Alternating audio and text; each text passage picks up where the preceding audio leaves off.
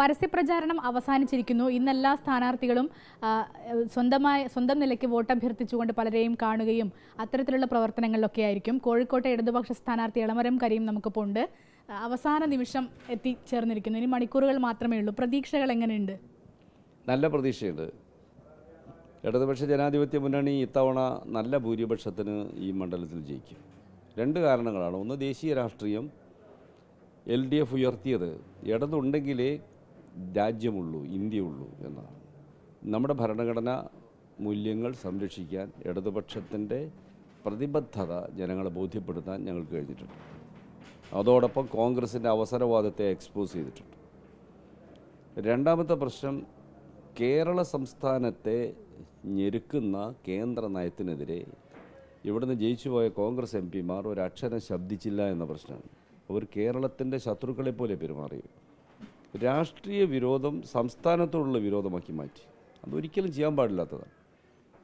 അവസാനം നമുക്ക് കേന്ദ്ര ഫണ്ടിൻ്റെ വിഹിതം കുറയ്ക്കുകയും വായ്പ എടുക്കുന്നത് തടയുകയൊക്കെ ചെയ്തപ്പോൾ കേരള മുഖ്യമന്ത്രി ഉൾപ്പെടെ മന്ത്രിമാർ, MP-മാർ, MLA-മാർ ഒരു സമരം നടത്താൻ തീരുമാനിച്ചു. ആ സമരത്തിൽ പോലും അവർ പങ്കെടുത്തില്ല. കർണാടക ഗവൺമെൻറ് സമരം നടത്തിയതിൻ്റെ പിറ്റേ ദിവസമാണ് കേരള ഗവൺമെൻറ് പോകുന്നത്. അപ്പോൾ സമരം അന്യായമാണെന്ന് പറയാൻ പറ്റില്ലല്ലോ. മാത്രമല്ല കെജ്രിവാൾ, പഞ്ചാബ് മുഖ്യമന്ത്രി, ഇവരൊക്കെ വരികയും ചെയ്തു. അപ്പോൾ സംസ്ഥാന താല്പര്യത്തിന് UDF അനുയോജ്യമല്ല, UDF തീരെ ആ കാര്യം ശ്രദ്ധിക്കുന്നില്ല എന്ന വിഷയം ജനങ്ങളുടെ ഇടയിൽ വലിയ തോതിൽ പ്രചരിച്ചിട്ടുണ്ട്. മറ്റൊന്ന് പറയുന്നത് UDF സ്ഥാനാർത്ഥിയും UDF ക്യാമ്പും പറയുന്നത് ന്യൂനപക്ഷ വോട്ടുകൾ തങ്ങൾക്ക് അനുകൂലമായി കൺസോളിഡേറ്റ് ചെയ്യപ്പെടും എന്നാണ്. പക്ഷേ അങ്ങനെ ഉണ്ടാകുമോ? അങ്ങനെ ആണോ കരുതുന്നത്? നമ്മൾ CA അടക്കമുള്ള വിഷയങ്ങളിൽ LDF-ൻ്റെ ഒരു നയം, അതുപോലെ പൗരത്വ വിഷയം, അതുപോലെ തന്നെ പലസ്തീൻ അടക്കമുള്ള കാര്യങ്ങളിലെ LDF-ൻ്റെ നയം, ഇതൊക്കെ വന്നപ്പോഴും LDF-ൻ്റെ സെമിനാറുകൾ, ഇതൊക്കെ കോഴിക്കോടിനൊരു ഗുണം ചെയ്തിട്ടുണ്ടാവുമെന്ന് കരുതുന്നുണ്ടോ? ന്യൂനപക്ഷം വോട്ടുകൾ UDF-ന് അനുകൂലമായി കൺസോളിഡേറ്റ് ചെയ്യപ്പെടുമോ? മതന്യൂനപക്ഷങ്ങൾ പൊതുവിൽ ഇടതുപക്ഷ ജനാധിപത്യ മുന്നണിയാണ് അവരുടെ സംരക്ഷകർ എന്ന ഒരു ബോധത്തിൽ വന്നിട്ടുണ്ട്. ഇപ്പോൾ കേരളത്തിൽ പൗരത്വ നിയമ ഭേദഗതി നടപ്പാക്കില്ല എന്ന് കേരള ഗവൺമെൻറ് പറഞ്ഞു. കോൺഗ്രസിൻ്റെ ചോദ്യം എന്താ? പാർലമെൻറ്റ് പാസാക്കിയ നിയമം എങ്ങനെയാണ് നടപ്പാക്കാതിരിക്കുന്നതെന്ന്. അപ്പോൾ നടപ്പാക്കണമെന്നാണോ കോൺഗ്രസ് പറയുന്നത് എന്ന് സംശയം സ്വാഭാവികമാണ്. കോൺഗ്രസിനുമുണ്ട് സംസ്ഥാന സർക്കാരുകൾ, അവരാരും ഇത് പറഞ്ഞില്ല. ആകെ ഈ നിലപാട് സ്വീകരിച്ചത് കേരളവും തമിഴ്നാടും മാത്രമാണ്. ഈ വ്യത്യാസം മതന്യൂനപക്ഷങ്ങളിൽ വ്യക്തമാണ്.